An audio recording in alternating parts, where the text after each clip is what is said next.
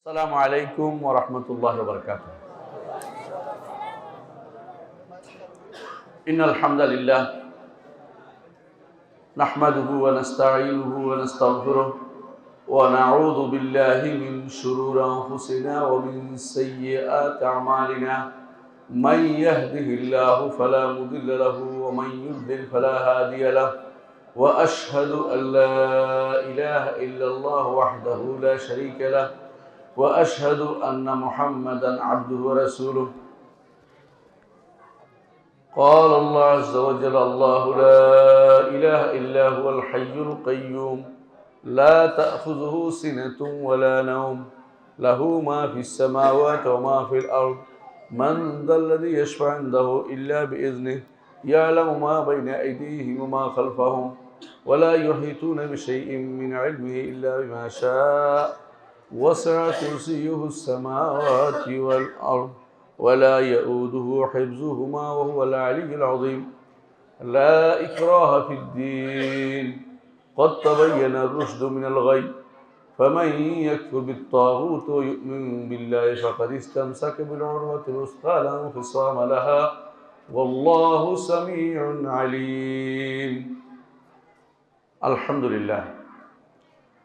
সম্মানিত উপস্থিতি, আমি সূরা বাকারার 255 এবং 256 নম্বর আয়াত দুটি পড়েছি। এই দুটি নিয়ে কিছু আলোচনা করব ইনশাআল্লাহ। আপনারা যারা এখানে এসেছেন, অনেকের সাথে আমার আগেও সাক্ষাৎ হয়েছে। এর আগেও আমি এখানে এসেছি। এরকম এই মসজিদে আমি আলোচনা করেছি আলহামদুলিল্লাহ। তো সুতরাং এটা আমার কাছে পরিচিত একটা জায়গা, আমার এমন পরিচিত জায়গা যে এটা আমার কাছে আনন্দেরও জায়গা, যে এটা সালফে সালাহিন অনুসারী যারা আছে তারাই শুধুমাত্র এখানে আসেন, এখানে সালাত আদায় করেন। এটা বলতে পারি যে এটা একটা আনন্দের বিষয় যে ঈমানদাররা একসাথে বসার একটা সুযোগ পেয়েছেন আলহামদুলিল্লাহ। প্রিয় ভাইয়েরা, দুনিয়াতে সবচেয়ে বড় জিনিস হচ্ছে ঈমান আনয়ন করা। ঈমান যদি না থাকে তাহলে কোনো লাভ হয় না, দুনিয়াতে আসাটাই বৃথা। ঈমান যদি না থাকে দুনিয়া আসাটাই বৃথা। সবার আগে ঈমান। দেখুন, আল্লাহ তাআলা বলছেন ইন্নাল ইনসানা লাফি খুসর, প্রতিটি মানুষই ক্ষতিগ্রস্ততার মধ্যে আছে। ইল্লাল্লাযীনা আমানু, তবে যারা ঈমান আনবে। ইল্লাল্লাযীনা আমানু ওয়া আমিলুস সালিহাতি ওয়া তাওয়াসাউ বিল হক ওয়া তাওয়াসাউ বিস সবর। প্রথম হচ্ছে ঈমান আনছেন, ঈমান অনুসারে আমলে সালেহ করবেন, ঈমান অনুসারে হকের দাওয়াত দিবেন, ঈমান অনুসারে সবর করবেন। সবর ছাড়া কোনো বিকল্প নেই। বর্তমান জামানাতে ঈমানের উপর টিকে থাকা, আমার নবী মুহাম্মদ রাসূলুল্লাহ সাল্লাল্লাহু আলাইহি ওয়াসাল্লাম যেটা বলেছেন, হাতের মধ্যে জ্বলন্ত অঙ্গার রাখা যেমন কষ্টকর, জ্বলন্ত আগুন রাখা যেমন কষ্টকর, তেমনিভাবে ঈমান রাখা এখন সবচেয়ে বেশি কষ্টকর। একটা সময় ছিল মানুষ অভাবের কারণে ঈমান হারা হতো। এখন মানুষ স্বভাবের কারণে ঈমান হারা হচ্ছে, অভাবের কারণে। এত অভাব এখন মানুষের নাই। আমার জানা মতে একটা সময় ছিল মানুষের খেতে তেমন দান হতো না, ফসল তেমন ফলতো না, পানিতে নষ্ট করত, বন্যায় নষ্ট করত, বিভিন্নভাবে নষ্ট হয়ে যেত। এখন কিন্তু প্রচুর ফল হয়। মানুষ এখন যে কোনোভাবে রোজগার করতে পারে, একেবারে ফকির তেমন কেউ নেই। কিন্তু মানুষ কিন্তু দিন থেকে দূরে সরে যাচ্ছে। ভাই, এরা কথা বলবেন না, কথা আমি বলবো না, আপনারা বলবেন। কি সমস্যা? যার সমস্যা যেটা পরে সমাধান করেন। এখন আমি একটু বলি, আমারটা শুনেন। কথা বললে আমি বলা বন্ধ করে দেবো, কথা বলতে পারবেন না। শোনেন, আমি তো বলতে চাচ্ছি, ঈমানটা রক্ষা করা হচ্ছে কঠিন কাজ। এদেশের সাধারণ একজন আলেমে দ্বীন কিন্তু একসময় খ্রিস্টানদেরকে হারিয়ে দিতে পারত। ঈমানের তার এত শক্তি ছিল, তেজ ছিল। মুন্সি মেহেরুল্লাহ নাম শুনেছেন আপনাদের কাছেই, মুন্সি মেহেরুল্লাহ, আবার মুন্সি জমির উদ্দিন, তারপরে লাল মোহাম্মদ, এই তিনজন মোল্লা, বড় কোনো আলেম কেউ না, বিদেশে বড় পণ্ডিত, ডক্টরেট কিচ্ছু অর্জন করে নাই, প্রফেসরও না, কিছু না, কিন্তু আলেমে দ্বীন। এরা কি করতো, বড় বড় খ্রিস্টান পাদ্রীরা হারায় দিতে পারতো কথাবার্তা দিয়ে। ইমানের তাদের এত তেজ ছিল। এটা কিন্তু আপনাদের এলাকা, 3 জন কথা বলছি আমি, অন্য এলাকা বলিনি। মুন্সি মেহেরুল্লাহ আপনাদের থেকে বেশি দূরে না, কাছেই, যশোরেরই, বুঝছেন তো। এরকম মানুষগুলো কিন্তু ইমানের কিন্তু তাদের মধ্যে বল ছিল খুব শক্তিশালী। এর বিপরীতে দেখুন, এখন একেবারে সামান্য সুতা না, তার যে কোনো সাধারণ জিনিস দেখেও মানুষ কিন্তু ইমান হারা হয়ে যাচ্ছে। আমি আশ্চর্য হয়েছি, এই এলাকাতেই অনেকেই হাদিস মানে না। এই এলাকাতে অনেকেই সামান্য অজুহাতে নাস্তিক হয়ে যাচ্ছে। এই এলাকাতে অনেকেই কেউ কেউ খ্রিস্টান হয়ে যাচ্ছে। এই যে অবস্থাটা আমি দেখি, মাঝে মধ্যে দেখি যে খ্রিস্টান এলাকার পর এলাকা খ্রিস্টান হয়েছে, যশোর শহরে আছে, দেখছেন আপনারা। এগুলির আসলে মূল কারণ কি জানেন? মূল কারণ হচ্ছে আল্লাহ সম্পর্কে না জানা। যে ব্যক্তি আল্লাহকে যত বেশি জানতো তত বেশি ভয় করত। মুহাম্মদ রাসূলুল্লাহ সাল্লাল্লাহু আলাইহি ওয়াসাল্লাম বলেছেন, ওয়াল্লাহি, রাসূল নিজে শপথ করে বলতেছেন, ওয়াল্লাহি, আল্লাহর শপথ করে বলছি, ইন্নী লা আখশাকুম বিল্লাহ ওয়া আ'লাকুম বিল্লাহ আনা, তোমাদের মধ্যে আমি আল্লাহকে বেশি জানি, এই জন্য আল্লাহকে বেশি ভয় করি। আল্লাহকে বেশি জানতে হবে, আল্লাহকে বেশি জানলে বেশি ভয় করবেন। এই জন্য আল্লাহ তাআলা বলছেন, ইন্নামা ইয়াখশাল্লাহা মিন ইবাদিহিল উলামা, আল্লাহকে যারা জানে তারা আল্লাহকে ভয় করে। আল্লাহকে কিভাবে জানবেন? আল্লাহকে জানা হচ্ছে তাওহীদ, আল্লাহকে জানা হচ্ছে ঈমান, আল্লাহকে জানে সেটা মানা হচ্ছে আমল। আল্লাহকে জানা মানার পরে আরেকজনকে দাওয়াত দেওয়া হচ্ছে দাওয়াত, যেটাকে বলে হক, হকের দাওয়াত পৌঁছানো, তাওয়াসিবিল হক। আর ঈমানের উপর টিকে থাকা মৃত্যু পর্যন্ত। দুনিয়ার যত ফিতনায় আসুক না কেন, যত আক্রমণ আসুক না কেন, ঈমান থেকে আমাকে দূরে সরিয়ে দিতে পারবে না। এটা হচ্ছে সবর। সাহাবায়ে কেরাম এই 3টি কাজ 4টি কাজ করেছেন, এই জন্য সফল হয়েছে। বেলাল রাদিয়াল্লাহু আনহু একজন দাস ছিলেন, উমাইয়া তাকে কষ্ট দিত। ঈমান আনার পরে তাকে টানা হয়েছে মরুভূমির বালুতে, কিন্তু ঈমান ছাড়েননি। ছাড়ছেন? ঈমান ছাড়েন না, সবর করছেন, সবর করছেন। আমরা সামান্য কারণে ঈমান হারা হয়ে যাচ্ছি, নাউজুবিল্লাহ। ঈমান হারা হয়ে একটা কারণ হচ্ছে কি জানেন? আল্লাহর আনুগত্যের বাইরে অন্যের আনুগত্যের জন্য ব্যস্ত হয়ে পড়ে। প্রচুর পরিমাণে মানুষ এখন অন্যের আনুগত্য করে, মুখে যাই বলুক না কেন, দেখবেন কর্মকাণ্ডে আসলে অন্যের আনুগত্য করে চলেছে। আল্লাহ তার নিজের পরিচয় যেটা দিয়েছে ভালো করে দেখুন। সবচেয়ে বড় আয়াত, সবচেয়ে বড় আয়াত কোরআনের মধ্যে এটা কোনটা? আয়াতুল কুরসি। আমি আপনাদের সামনে আয়াতুল কুরসি পড়েছি। আয়াতুল কুরসি বড় আয়াত কেন হচ্ছে জানেন? আল্লাহর পরিচয়, এর মধ্যে আল্লাহর পরিচয় আছে। কোরআন 3 ভাগের 1 ভাগ হচ্ছে সূরাতুল ইখলাস। কেন? এটা আল্লাহর পরিচয় আছে। যেখানে আল্লাহর পরিচয় আছে এই আয়াতগুলো আমরা সকাল বিকাল পড়ি, কখনো 3 বার পড়ি, কোনটা 1 বার পড়ি, প্রতি সালাতের পরে আবার পড়ি, রাতে শোয়ার সময় পড়ি। আবার যখন আমরা কোনো জিন শয়তান মানব শয়তানের ভয় করি, আল্লাহর কাছে আশ্রয় নেওয়ার জন্য আয়াতুল কুরসি পড়ি, সূরা ইখলাস পড়ি, ফালাক পড়ি, নাস পড়ি, আল্লাহর কাছে আশ্রয় নিই। বড় যে তার কাছে আশ্রয় নিচ্ছি। ওহুয়াল আলী ওহুয়াল আযীম, ওহুয়াল আলীউল আযীম, তিনি বড়, তিনি উপরে, আমরা ছোট ক্ষুদ্র, আমরা ছোট এবং ক্ষুদ্র। এই জ্ঞানটা অর্জন করতেই হবে। দুনিয়াতে আজ যারা বাহাদুরি করে বেরিয়েছে, নমরুদ আছে, মরে গেছে, ফেরাউনও শেষ হয়ে গেছে, দুনিয়ার ফেরাউনরাও শেষ হয়ে গেছে। দুনিয়ার ফেরাউন আরো আছে না? আল্লাহ তাআলা কি বলছে শুনছেন ফেরাউন সম্পর্কে? ওয়াজআলনাহুম আইম্মাতান ইয়াদউনা ইলান নার, ফেরাউন গোষ্ঠীকে জাহান্নামের দিকে আহ্বানকারীদের জন্য ইমাম বানিয়ে রেখেছি। জাহান্নামের দিকে যারা যাবে তাদের ইমাম কে হবে জানেন? ফেরাউন। আর যারা আল্লাহ বলছেন যারা ঈমানদার তাদের জন্য নবীদেরকে তিনি ইমাম বানিয়েছেন। ওয়াজআলনাহুম আইম্মাতান ইয়াদউনা ইলাল হুদা, অর্থাৎ অন্যদেরকে বলছে কি ঈমানের দিকে আহ্বান করে, হেদায়েতের দিকে আহ্বান করে। আর ফেরাউনে আহ্বান করে কিসের দিকে? আগুনের দিকে। জগৎ এখন এত ফেরাউন আসছে যে আগের ফেরাউন কিছু না।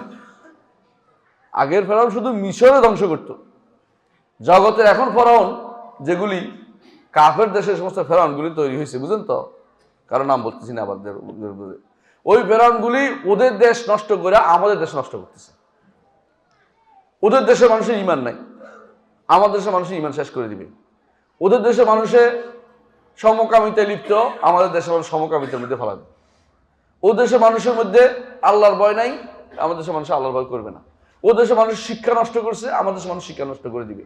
ও দেশের মানুষের পরিবার নষ্ট হয়েছে, আমাদের দেশের মানুষ পরিবার নষ্ট করবে। তারা চায় না পরিবারিক যে কাঠামো সুন্দর এটা থাকুক, কোনো এটা পছন্দ করে না। এই জন্য দেখেন ওদের দেশের কোথাকার কোন পচার নীতি, সেটা কি, কেউ কাউকে তালাক দিলে অর্ধেক দিয়ে দিতে হইব, সম্পত্তির অর্ধেক দিয়ে দিতে হইব। আমাদের দেশে তারা এটা প্রস্তাব কি কোন সাহসে করে যে এই দেশে এটা বাস্তবায়ন করার প্রস্তাব করছে, আমি দেখিনি কথা। আবার দেখেন ওই সমস্ত মানুষ, যে সমস্ত মানুষ কিন্তু ইতিমধ্যে এলাকার পর এলাকা বিরান হয়ে গেছে, কি করে, ওই এলজিবিটি কিউ করে। আবার দেখেন আমার দেশে এলজিবিটি কিউর জন্য তারা আবার প্রস্তাব পাশ করাচ্ছে, এইটার জন্য তারা আইন করে ফেলছে ইতিমধ্যে। আর গোপনে গোপনে ইউনিভার্সিটিগুলোতে কোটা সংরক্ষণের নীতি বলছে, কোটা সংরক্ষণ করতে হবে ওদের জন্য। অর্থাৎ ওদের জন্য কিসের কোটা, কোটার জন্য এত যুদ্ধ করলেন, কিসের কোটা ওদের জন্য, কি জন্য ওদের কোটা দিতে হবে, ওদেরকে কোটা দিতে হবে। মানে বুঝেন, মানে কত জানোয়ার তৈরি হচ্ছে দেশের ভিতরে, যারা এর পক্ষে কথা বলে সবগুলি কি হাইওয়ান। এই অবস্থা যদি তৈরি হয়, আগামী 10 বছর পরে কি আপনি কোনো মানুষ পাইবেন? সবাই যদি কোনো কাটে কুটে কইরা ছেলে মেয়ে মেয়ে ছেলে উল্টাপাল্টা হয়ে যায়, সেই কি দেশে কি মানুষ থাকবে? 20 বছর পর আর কিছু পাওয়া যাবে না।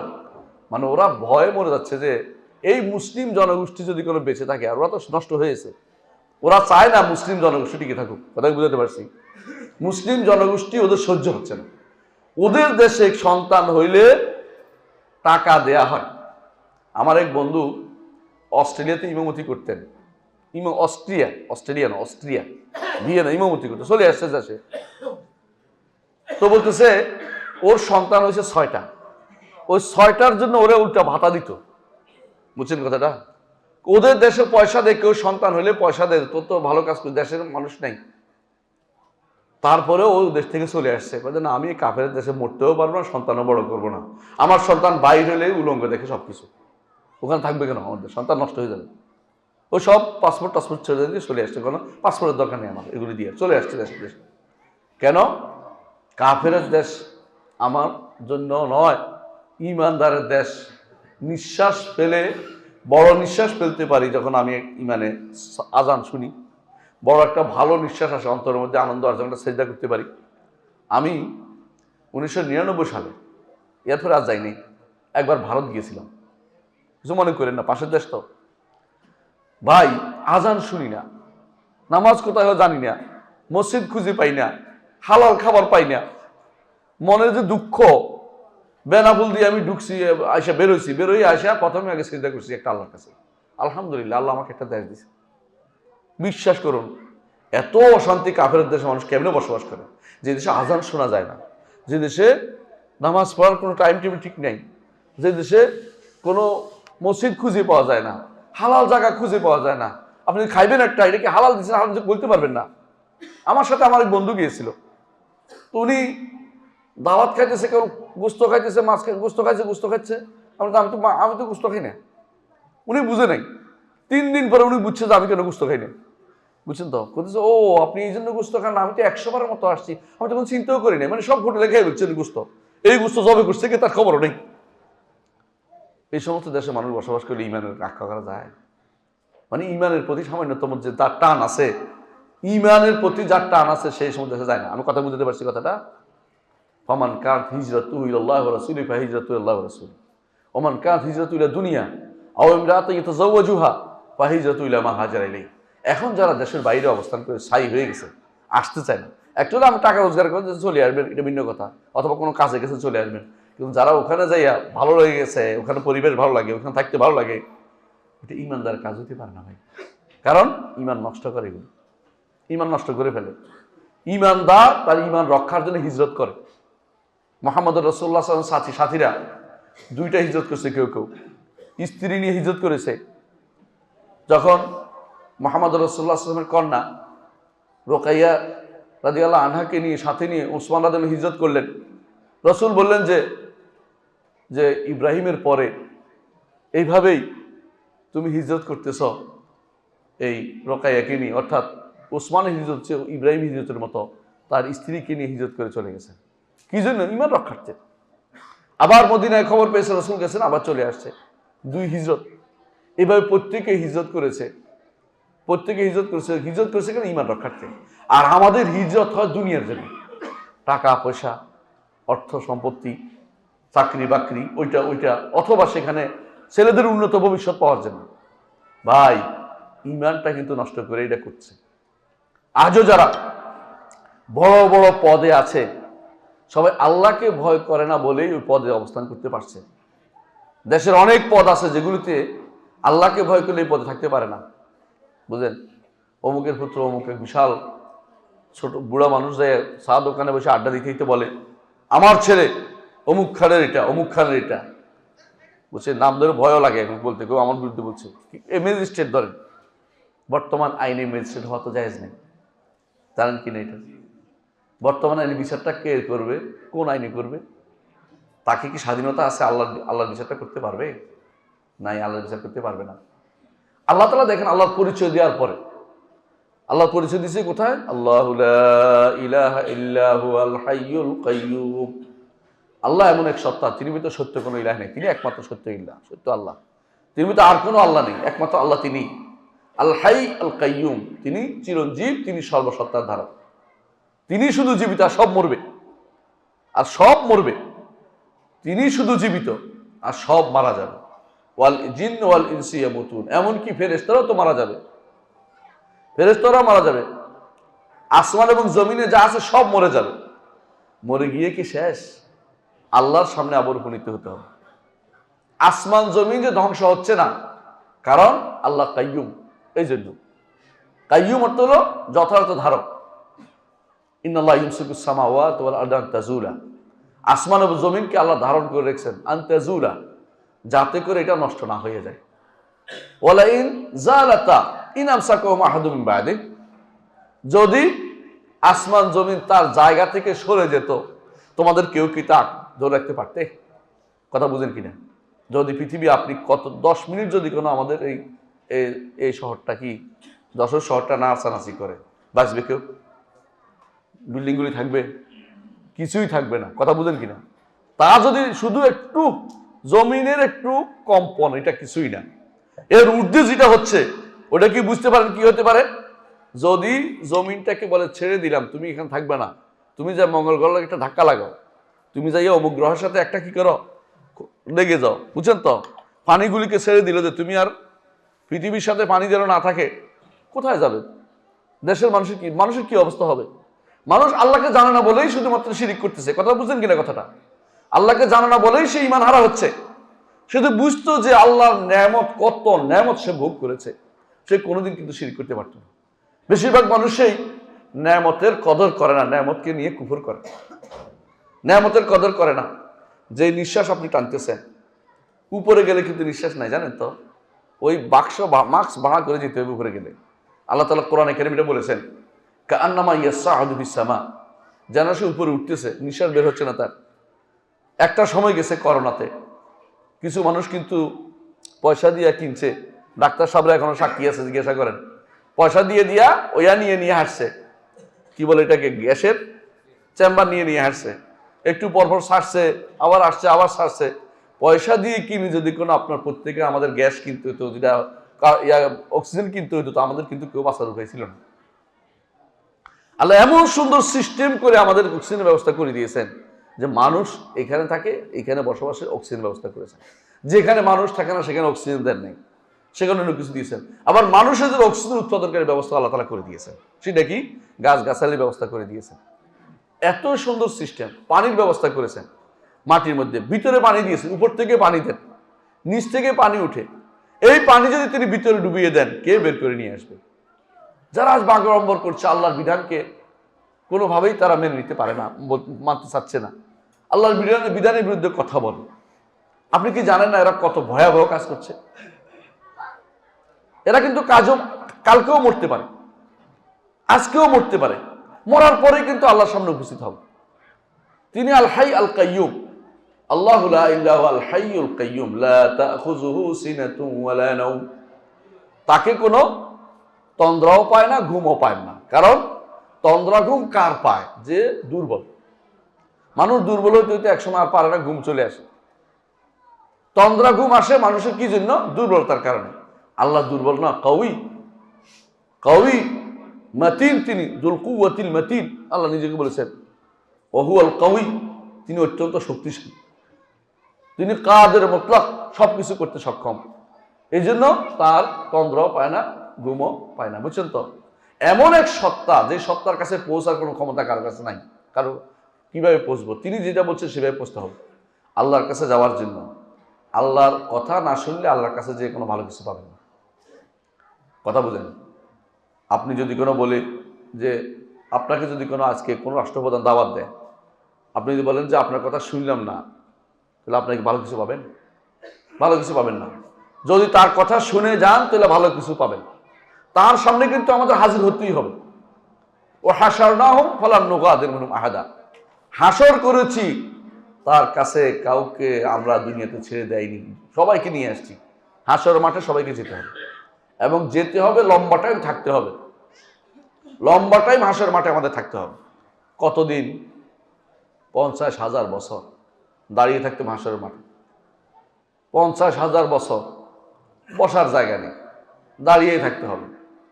কিয়ামুন ইয়ানজুরুন ফাইজাহুম কিয়ামুন ইয়ানজুরুন, দাঁড়িয়ে থাকবে আল্লাহর দিকে। আল্লাহ কখন আসবেন বিচার করতে?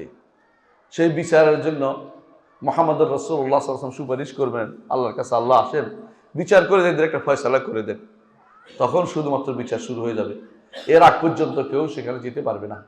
এজন্য বলছে মানজাল্লাযী ইয়াশফা'উ ইনদাহু ইল্লা বিইজনিহি, কে তার কাছে সুপারিশ করবে তার অনুমতি ব্যতীত। রাসূলুল্লাহ সাল্লাল্লাহু আলাইহি ওয়াসাল্লাম তার আরশের নিচে সিজদা করবেন, সিজদা করে বলতে থাকবেন যে, সিজদা করবেন, আল্লাহ তাআলা তখন তাকে বলবেন, অনেকগুলো গুণ তখন গাইবেন, তিনি আল্লাহর প্রশংসা করবেন। হাদিসে আছে আল্লাহ তাআলা তখন বলবেন ইরফা রাসাকা ইশফাতু শাফা, আপনি মাথা উঠান, আপনি সুপারিশ করেন, আপনার সুপারিশ গ্রহণ করা হবে। তখন তিনি বলবেন, রাসূলুল্লাহ সাল্লাল্লাহু আলাইহি ওয়াসাল্লাম, যে মানুষের মধ্যে ফয়সালা করে দেন। ওই মানুষগুলো কিন্তু আমরা এখানে, তাই না? হাসরের মাঠটা কিরকম হবে? যশোরের কোনো মাঠ, পৃথিবীর কোনো মাঠ না, নতুন এমন এক পৃথিবী, যেই পৃথিবীতে কারো উপরে কোনো জুলুম হয়নি। যেই পৃথিবী, এমন এক জমিন, যেই জমিন আটার কাইয়ের মতো। আটা দেখছেন? আটার কাই বানায়, রুটি বানায় না, নরম করে, ওটার মতো। যেখানে গাছপালা নাই, পাহাড় পর্বত নাই, সব সমান, দূরের এবং কাছের সমান। যার চারপাশে ফেরেশতারা দাঁড়িয়ে আছে বেড়া দিয়ে, ওখান থেকে পালিয়ে থাকবেন, চুপ মেরে থাকবেন, তা কিন্তু না। আপনাকে প্রশ্ন উত্তর দিতে হবে। কি করেছেন সব সেখানে হাজির হবে। কার ইবাদত করেছেন হাজির হবে, কার জন্য তাগুত মেনেছেন হাজির হবে, কার কথা শুনেছেন হাজির হবে সব। যারা ইবাদত করতে ওরাও যাবে, যাদের ইবাদত করতে ওরাও যাবে। আল্লাহর সামনে কিন্তু আমাদের উপস্থিত হবে। এই জন্য আল্লাহ তাআলা বলছেন ওয়ালিমান খাফা মাকাম রাব্বিহি জান্নাতান, যে কেউ আল্লাহর সামনে দাঁড়ানোকে ভয় করবে, আল্লাহ তাকে দুইটা জান্নাত দিয়ে ধন্য করবেন। আল্লাহর সামনে দাঁড়ানোকে ভয় করতে হবে, যে আমি আল্লাহর সামনে জবাবদিহি করতে হবে। দুনিয়াটাই আমার সব কিছু না, ধরা আমাকে সরা জ্ঞান করলে হবে না। দুনিয়া আমার সব কিছু না, দুনিয়া হচ্ছে আখিরাতের জন্য কিছু পুঁজি সংগ্রহের জায়গা। আপনাকে যদি পুঁজি সংগ্রহ করতে বিদেশে পাঠানো হয়, সৌদি আরব গেছেন ধরেন, সেখানে যাই আপনি ঘুমিয়ে ঘুমিয়ে কাটিয়ে দিচ্ছেন, এরপরে কি দেশে এসে অনেক টাকা পাবেন? যেখানে পুঁজি সংগ্রহ করতে কিছু কাজ করতে তো হবে। এই কাজটা কিছু না, আল্লাহ বলছে চারটা: ঈমান, আমলে সালেহ। ঈমান, আমলে সালেহ, আরেকটা হলো দাওয়াত, আরেকটা হলো সবর। প্রত্যেকটি মানুষের কর্তব্য কিন্তু এই চারটা। এই চারটার মধ্যে প্রথম দুইটা নিজের, ঈমান, আমলে সালেহ একান্ত আপনার, আর দাওয়াত আরেকজনের সাথে রিলেটেড, সবরও আরেকজনের সাথে রিলেটেড। কিন্তু প্রথম দুইটা ঈমান, আমলে সালেহ আপনার লাগবেই। এই জন্য ঈমান, আমলে সালেহ করে জান্নাতে যাবেন। আল্লাহ বলে দিয়েছেন ইন্নাল্লাযীনা আমানু ওয়া আমিলুস সালিহাতি কানাত লাহুম জান্নাতুল ফিরদাউসি নুজুলা। ঈমান, আমলে সালেহ নিয়ে যেতে পারলে কিন্তু জান্নাতে যেতে পারবেন। ঈমান আর আমলে সালেহ। ঈমানটা কি জিনিস? ঈমান হচ্ছে আমার যাবতীয় কিছু একমাত্র আল্লাহর জন্য নিবেদিত। আমার যাবতীয় কর্মকাণ্ড আল্লাহর জন্য নিবেদিত। আমি সালাত কার জন্য পড়বো? আল্লাহর জন্য। ইবাদত কার জন্য করব? আল্লাহর জন্য। কোরবানি আল্লাহর জন্য। আমার জীবনের প্রতিটা মুহূর্ত আল্লাহর জন্য নিবেদিত হবে। এটা হচ্ছে ঈমান। ইন্না সালাতি ওয়া নুসুকি ওয়া মাহইয়ায়া ওয়া মামাতি লিল্লাহি রাব্বিল আলামিন। ঈমানের জন্য এটা খুবই জরুরি। আপনি প্রতিদিন যা করেন, আমরা প্রতিদিন যা করি, আমরা একটু বিচার করে দেখি আমরা যা করেছি আসলে সব কি আল্লাহর জন্য করতে পারছি কিনা। আমাদের সমস্ত ভাইরা বিভিন্ন বাহিনী চাকরি করে, ওরা আল্লাহকে খুশি করার জন্য কাজগুলি করে। বিশ্বাস করুন, মানুষ কখনো কখনো চাকরির ইবাদত করে, কখনো কখনো চাকরি তার জন্য ইবাদতের কারণ হয়ে দাঁড়ায়। বুঝছেন তো? চাকরি আল্লাহর ইবাদতের বাইরে চলে যাচ্ছে চাকরির কারণে। কোনো কোনো মানুষ আছে দিনকে বিক্রি করে দুনিয়াতে চলতেছে। কোনো কোনো মানুষ আছে একবারে সবচেয়ে নিকৃষ্ট জিনিস দিন বিক্রি করে দিয়েছে। এর মধ্যে যেমন কেউ ফুটবলের জন্য দিন বিক্রি করে দিয়েছে, কেউ স্ত্রীর জন্য দিন বিক্রি করে দিয়েছে, কেউ দুনিয়ার যশ খ্যাতির জন্য দিন বিক্রি করে দিয়েছে। দুনিয়াতে কেউ এত যাবে বড় ঘরে যাবে, বড় কত বুঝছেন, যেখান থেকে আইন পাশ করা হবে আল্লাহ বিরোধী, সেখানে যাওয়ার জন্য দিন বিক্রি করে দিচ্ছে। বিশাল গোষ্ঠী দিন বিক্রির হিড়িক পড়ে গেছে। কে কত তাড়াতাড়ি বিক্রি করতে পারবে, কিভাবে কে বিক্রি করতে পারে, পাগল হয়ে গেছে সবাই। কিন্তু আল্লাহর সামনে যেদিন যাবেন সেদিন কি জবাব দিবে এরা? মানজাল্লাযী ইয়াশফা'u ইনদাহু ইল্লা বিইযনিহি ইয়ালামু মা বাইনা আইদিহিম ওয়া মা খালফাহুম। তাদের কি করেছে, কি করছে, কি করেছে আগে সব কিছু আল্লাহ জানেন। আহসাহুল্লাহু ওয়া নাসু, তারা ভুলে গেছে আল্লাহ সবকিছু সব গণে রেখেছেন। আল্লাহ তো সব এমনিতেই জানেন। আল্লাহ কি ভুলে যাবেন? আমরা কি করেছি, ছোটকাল থেকে যা যা অন্যায়গুলি করেছি সব কি মনে করতে পারবেন?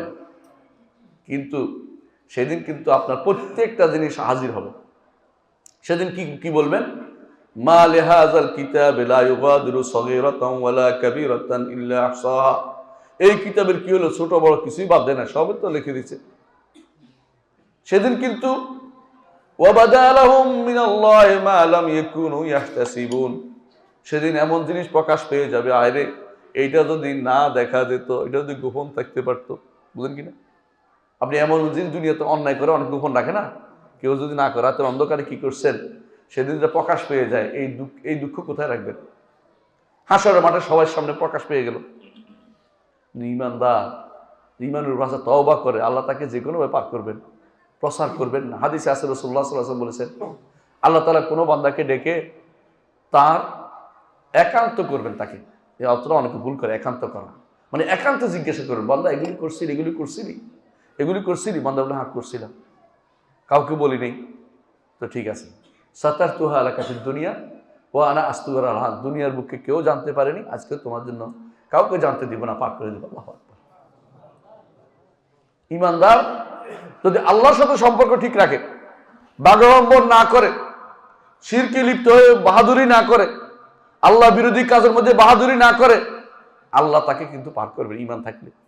আর যদি এমন কাজ করে যা আল্লাহ বিরোধী সরাসরি, বুঝতে পারছেন, তাহলে সে কিন্তু পার পাবে না। আল্লাহ সব জানেন, জানার পরেও দুই দিকে কি দিচ্ছেন? এক গোষ্ঠী ফেরেশতা দিচ্ছেন। এখানে ডান দিকে এক গোষ্ঠী, দুইজন না, কিন্তু কেউ কেউ কেরামান কাতিবিন, এটা নয়। কেরামান কাতিবিন অর্থ সম্মানিত লেখক বৃন্দ। এটা একটা গোষ্ঠী, একজন দুইজন না, এক গোষ্ঠী পুরা। এরা লিখে রাখতেছে। তারপরে জমিন আপনার জন্য সাক্ষ্য দিবে, আপনার পক্ষে বা বিপক্ষে। তারপরে আপনার শরীরের চামড়া সাক্ষ্য দিবে, হাতে বলে দিবে, পায়ে বলে দিবে, চোখে বলে দিবে, শরীর অঙ্গ বলে দিবে, এমনকি চামড়াও বলে দিবে। আপনার বিরুদ্ধে সব এখন থেকে সাক্ষী হাজির হচ্ছে। এই সাক্ষী কিন্তু হাসরের মাঠে আসবে রে ভাই। আপনার আমার সবাই এই জন্য প্রস্তুত থাকতে হবে যে আমি আসলে যা করছি এগুলি লুকানোর কোনো জায়গা নেই, কিছুই লুকাইতে পারবো না। যত চেষ্টা করি যে আমারে বোধহয় ভুলে যাবে, তা কিন্তু না। আল্লাহ বলছেন যে লাকাদ আহসাহুম ওয়া আদ্দাহুম আদ্দা ওয়া কুল্লুহুম আতিহি ইয়াওমাল কিয়ামাতি ফারদা।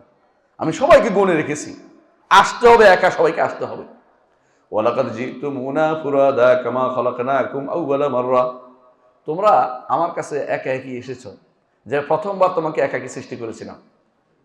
আপনি যখন দুনিয়াতে আসছেন, আরেকজন আসছিল একসাথে, একা। আবার যাবেনও একা, আল্লাহর সামনেও একা। খেয়াল করেন জিনিসটা, প্রত্যেকের সামনে আল্লাহ কথা বলবেন, হাদিসে আছে। আপনার সাথে আল্লাহ কথা বলবেন, আপনার সাথেও বলবেন, আমার সাথেও বলবেন। আপনি চিন্তা করতেছেন, এত কোটি কোটি কোটি কোটি মানুষ, অর্বুদ মানুষের সাথে আল্লাহ এবার কথা বলবেন।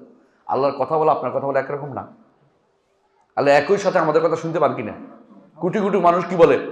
আলহামদুলিল্লাহ রাব্বিল আলামিন। সবার জবাব আল্লাহ কি দেয়? হামাদানি আবদি, আমার বান্দা আমার প্রশংসা করলো। একসাথে উত্তর দিচ্ছেন না? আল্লাহ তাআলা একসাথে সারিউল হিসাব, দ্রুত হিসাব নিতে পারবেন। হিসাব দ্রুত নেন তিনি।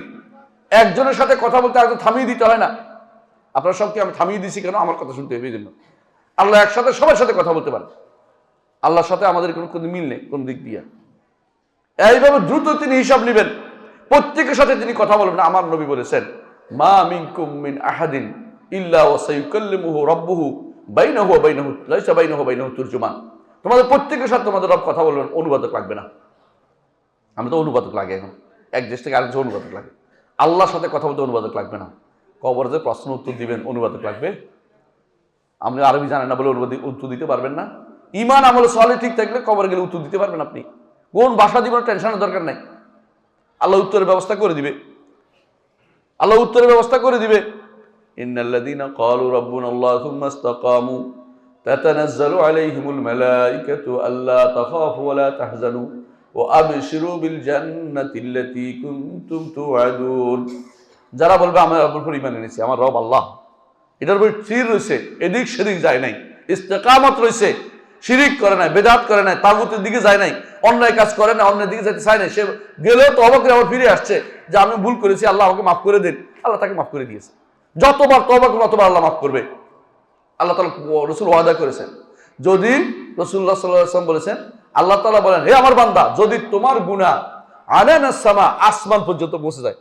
আসমান পর্যন্ত গুনাহ কারো পৌঁছে না, কিন্তু যত বেশি হোক না কেন, তারপর আমার কাছে ক্ষমা চেয়েছো, গাফারতু লাকা ওয়া লা উবালি, তোমাকে ক্ষমা করে দেব, কোনো পরোয়া করি না।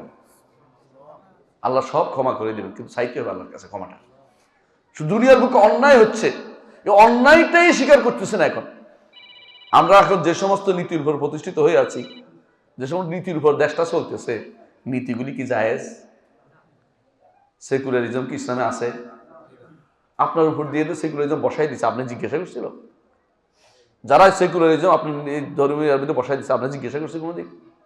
বিভিন্ন নীতি আরো কতগুলি আছে না, 4-5টা, এগুলি একটাকে আপনি জিজ্ঞাসা করে বসাইছিল? এগুলি তো নিজের জোর করে আমাদের উপর চাপিয়ে দিছে। এগুলি কি মেনে নিতে পারবেন না আপনি? এগুলি মেনে নেওয়ার সুযোগ নেই।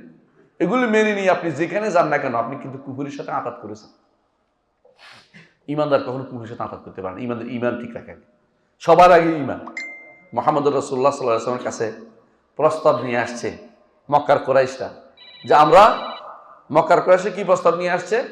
যে 1 বছর আপনি আমাদের সাথে চলবেন, আরেক বছর আপনার সাথে আমরা চলবো। কি সুন্দর প্রস্তাব, তাই না? একেবারে মিটি মিটি প্রস্তাব, এত সুন্দর, এত সুন্দর প্রস্তাব তার হয় না। তারপর শান্তির জিন্দেগি, কোনো কথা নাই। তবু আপনি আমাদের লাত মানাত ওরজার বিরুদ্ধে কিছু বলবেন না। আরে লাত মানাত ওরজার তো মরা জিনিস, শাসন করে নাই। এখন তো শাসনকারী জিনিস চলে আসছে আমাদের উপর দিয়া। এইটাকে বিরোধিতা করবেন না, আপনি চুক্তি মেরে বসে থাকবেন আর বলবেন যে এটাও একটা জাস্ট একটা নিয়ম আর কি, জাস্ট এটা বলবেন, এটা তো ঠিক না।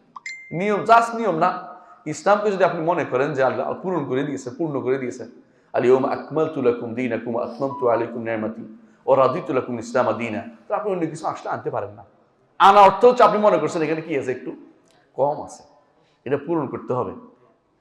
আপনি এখন এই সমস্ত লোকদেরকে, যারা বড় বড় পদে আছে না, অনেকে জিজ্ঞাসা করেন ইসলাম কি আসলে এগুলি সমাধান আছে কিনা। অনেকে বলবো যে এগুলি পুরান কালে ছিল, এগুলি এখন কি ব্যবহার? আধুনিক জগৎ চিন্তা ভাবনা করতে হবে আমাদেরকে। একজন দেখলাম বর্ণারম্বর করতেছে যে মোল্লা সাহেব তিনি ঘর মসজিদে আছেন, উনি খবর রাখেন দেশ কোথায় যাচ্ছে এভাবে বলতেছেন। উনি কোন ইমান নিয়ে আছেন? এখন দেশ কোথায় যাচ্ছে? 1200 বছর কিন্তু আমরা ইসলাম দিয়ে চলছি না? এখনো অনেক জায়গায় ইসলাম নিয়ে চলে। 1200 বছর ইসলাম নিয়ে চলছি। উপনিবেশ শাসন আসার পরে আমরা ইসলামকে কি মনে করতেছি এখন দিন দিন? হ্যাঁ, এখন আর ভালো লাগতেছে না। বাবা বুড়ো হয়েছে তো এখন বাবার ভালো লাগতেছে না, বুঝেন নাই? বাবারে ভালো লাগতেছে না, আরেকজনের বাপ ডাকতেছেন।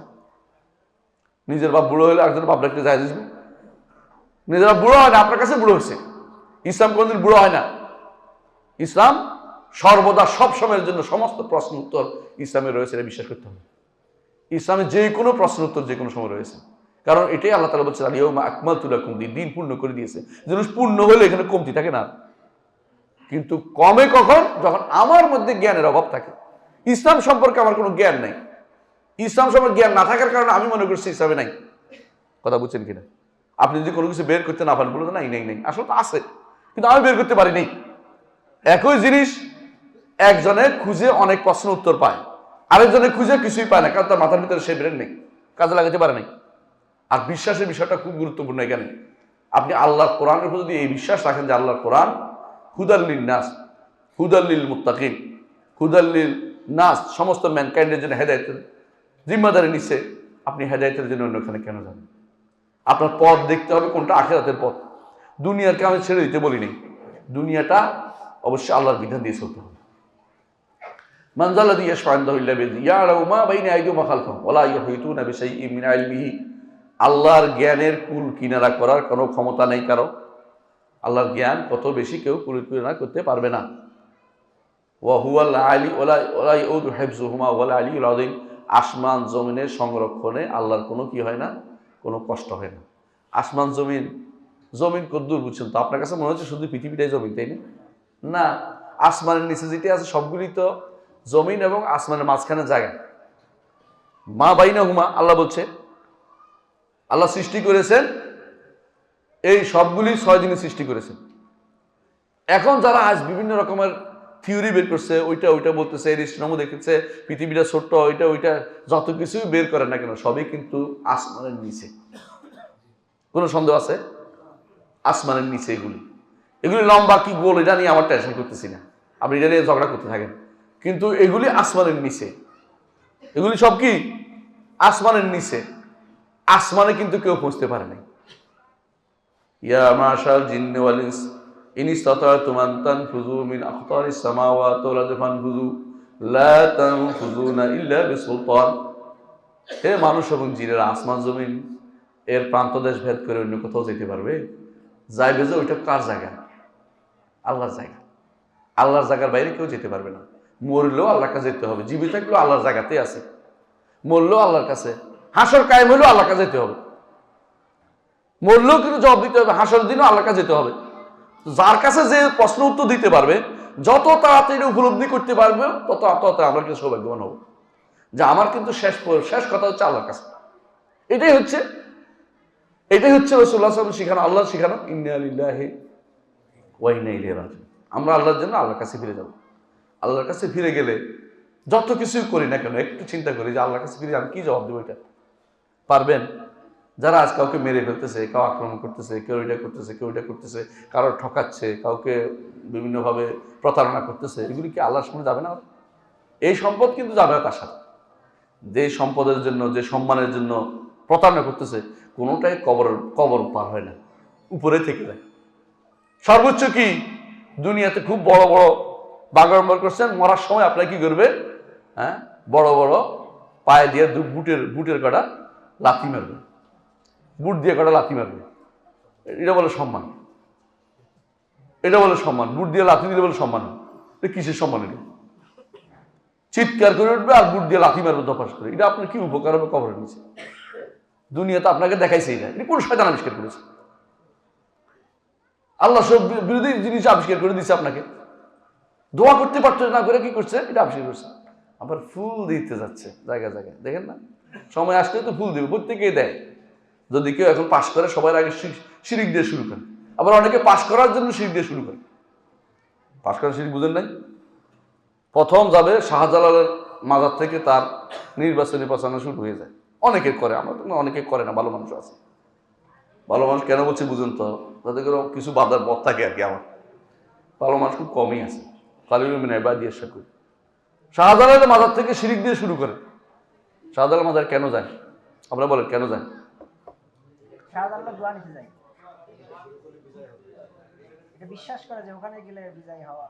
যদি বিশ্বাস করে যে শাহজালালের এখানে কোনো ক্যারিসমেটিক আছে, তো সে কাফের, ইমান নাই। বুঝছেন তো? যদি বিশ্বাস করে শাহজালাল আমরা পাশ করে দিবে, তোরা কাফের। এমনকি শাহজালালের কাছে দোয়া চাইলেও কাফের। যে অক্ষম মানুষের কাছে দোয়া চাওয়া যায় না, সক্ষমের কাছে দোয়া চাইতে হয়, জীবিত মানুষের কাছে দোয়া চাইতে হয়। ভাই আমার একটু দোয়া করেন বলতে পারেন।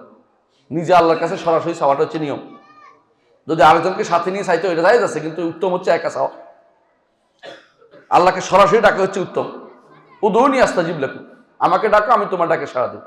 আমার নবী কি মানুষের দোয়া করো, তোমার হুজুর আমার দোয়া করো, হুজুর দোয়া করো বলছে? বলে নাই। সাহাবায়ে কেরামকে আয়েশা কেবল সবাই আবু বকর রাসূল দোয়া করেন, ওমর দোয়া করেন, তো রাসূল আর কোনো কাজ দোয়াই করতে থাকবেন, তাই প্রত্যেকে তার দোয়া নিজে করবে, এটাই নিয়ম ছিল। ইবনে তাইমিয়া রাহমাতুল্লাহ আলাইহি বলেন, উত্তম হচ্ছে কারোকে এই দায়িত্ব না দেয়া যে তুমি আমার জন্য দোয়া করো, এটা অতিরিক্ত দায়িত্ব দেয়। প্রয়োজনে শুধু চাইবে, প্রয়োজন যখন হবে। যেমন একজন দুইজন আসছে, তার পারতেছে না, বলতেছে আমি চোখে দেখি না, আমার দোয়া করেন যেন আল্লাহ আমার চোখটা ফেরত দেয়। রসুলের কাছে আসছে, বড় বিপদ। এই সময় তো দোয়া করছে, রসুল বলছে তুমি যদি সবর করো। হ্যাঁ, আরেকজন আসে, তো সবর করো, কেন আমি আপনি দোয়া করেন, দোয়া করছে, চোখ বের পাইছে। আরেকজন বলছে ইয়া রাসূলুল্লাহ আমি বেহুশ হয়ে যাই, মৃগী রুগী, কাপড় খুলে যায়, মৃগী রুগী যেন ভালো হয়ে যায়। রসুল বলছে তুমি সবর করো, তোমার জন্য জান্নাত রয়েছে, তোমার জন্য জান্নাত রয়েছে। তাহলে ইয়া রাসূলুল্লাহ ঠিক আছে আমি সবর করবো, জান্নাত তারা বড় জিনিস মনে করে। দুনিয়াতে কষ্ট হলে কিছু যায় আসে না ওদের কাছে, সাহাবায়ে কেরামের কাছে। তাহলে কি করতে হবে? দোয়া করেন যেন আমি কাপড় খুলে না যায়, কাপড় ঠিক থাকে, শরীর ঠিক থাকে, লজ্জাস্থান ঠিক থাকে। রসুল দোয়া করেছেন, এরপর আর তার কাপড় নষ্ট এদিক সেদিক হইতো না।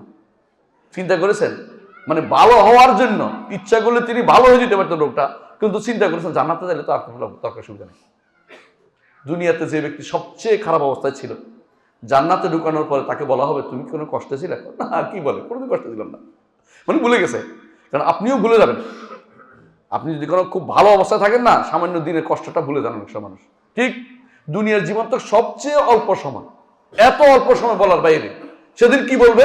কাআন্নাহুম ইয়াওমা ইয়ারাউনাহা লাম ইয়ালবাতু ইল্লা আশিয়াতান আও দুহাহা। তারা বলবে এক বিকাল বা সকাল ছিলাম মনে হয় দুনিয়াতে। তারপর বলে যে না, একটা ক্ষণিক ছিলাম, একেবারে সিনিবেল ছিলাম, শুধু একটুকুই। লম্বা টাইমের তুলনায় 50,000 তুলনায় 50 বছর কিছু, 70 বছর কিছু, কিছুই না। সেদিন বলবো যে খুব অল্প সময় ছিলাম। তো এই সময়টা কষ্টটা বেশি না, সাহাবা কেন বুঝতেন। এই জন্য তারা বলছেন যে, ওই সাহাবি বলছেন না আমি জান্নাতে যেতে চাই, যেহেতু একটা বিশেষ সুসংবাদ পেয়ে গেছে। তিনি আর বলেন যে সুস্থ হওয়ার দরকার না, আমি জান্নাতে যেতে চাই। সুবহানাল্লাহ। মানে কারো কাছে চাওয়ার চেয়ে তারা গুরুত্ব বেশি দিতেন। কারো কাছে না চাওয়াটার গুরুত্ব এত বেশি যে রাসূলুল্লাহ সাল্লাল্লাহু আলাইহি ওয়াসাল্লাম কোনো সাহাবী পড়ে গেছে, হাত থেকে নিচে নামিয়া লাঠি থেকে লাঠিটা নিতেন, উটের উপর থাকবে, তারপর বলতেন এই আমার এটা উঠাই দেয়, এটা বলতেন না। কারণ তারা মনে করতেন যে আল্লাহর কাছে চাইবো, শুধু কারোর কাছে চাইবো না, আল্লাহর কাছে শুধু চাইবো। এটাই হচ্ছে ইমান। ইমান হচ্ছে আমার সারা জীবন শুধু আল্লাহমুখী হবে, দুনিয়ার কারো দিকে আমার কোনো চাওয়া প্রাপ্তি থাকবে না। এই দুনিয়া বিক্রি করে, দিন বিক্রি করে দুনিয়া পাইছে। বেশিরভাগ মানুষ দিন বিক্রি করে দুনিয়া পাচ্ছে। আমাদের দেশের সময় ডিগ্রি অর্জন করতেছেন আপনারা, রাগ করেন না। অনেকে বড় বড় ডিগ্রি নিছেন। কেউ ডিগ্রি নিছে কিসের?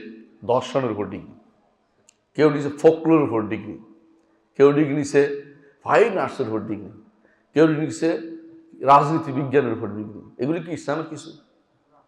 কতটুকু আছে ইসলাম এটা বলেন তো? এটার মধ্যে ইসলামের কতটুকু আছে? জিরো। এগুলো ইসলাম বলতে বলে না কোনোদিন। বসে বসে আঁকবেন, এটা আঁকবেন, ওইটা আঁকবেন, এটা কি ইসলাম বলছে না কোনোদিন? ইসলাম এটা কোনোদিনই বলে না যে আপনাকে এটা আঁকেন ওইটা আঁকেন, নাউজুবিল্লাহ, হারাম কাজ বসতে করতেছে। আবার বসে বসে আপনি পুঁথি পড়বেন, এটা বলে একটা বিদ্যা, এটাও ডিগ্রি দিতে হবে আপনাকে। পুঁথির কি জন্য পড়ে কি হবে? এই পুঁথির মধ্যে কুফরি মতবাদ বেশি ভর্তি। এই পুঁথির মধ্যে এমন এমন কথা আছে যেগুলি ঈমান নষ্ট করে।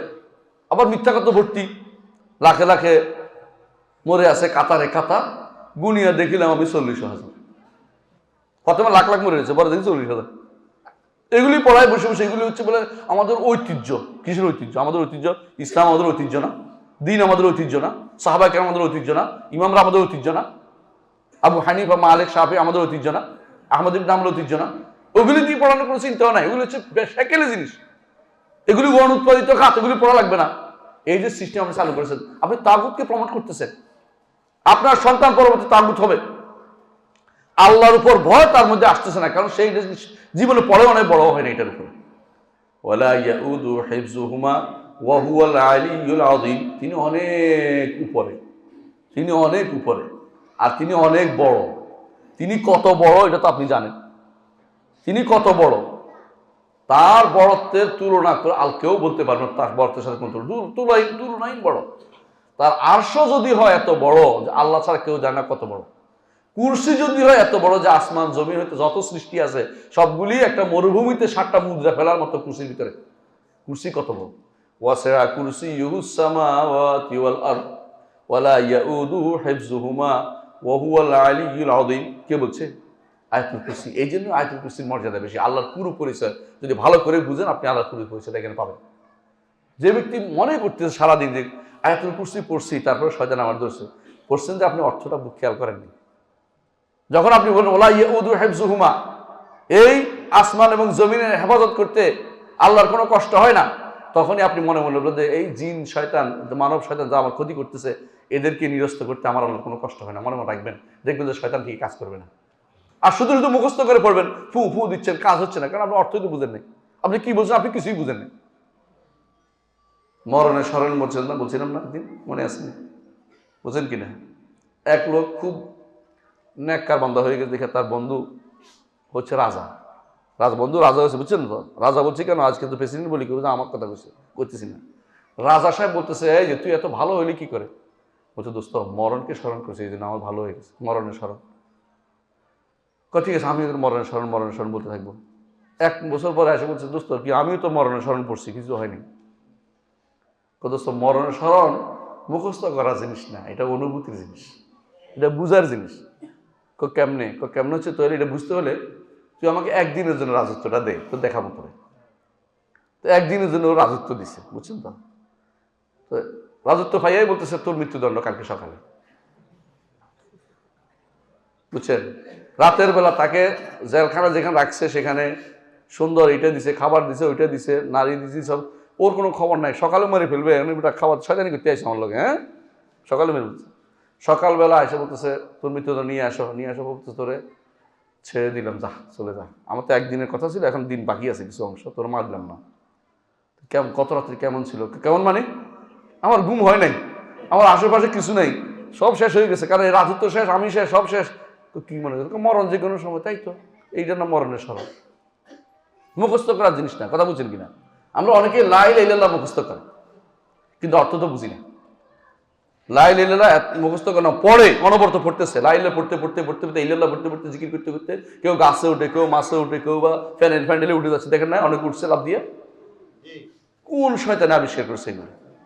লা ইলাহা ইল্লাল্লাহ অনুভূতির জিনিস, বুঝার জিনিস।